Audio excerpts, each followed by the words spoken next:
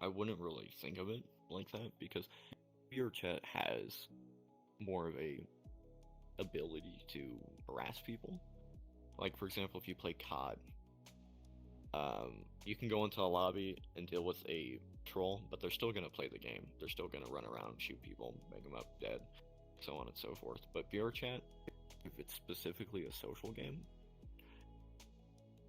there's more than the actual game. There's people sitting down just having a conversation that you can interject in. There's people playing games like Murder or Audience Anarchy, where they're just chilling, playing the game, and so on and so forth. Then you got social worlds where, as I mentioned, people can just be talking and a random person runs up to interject and cause problems.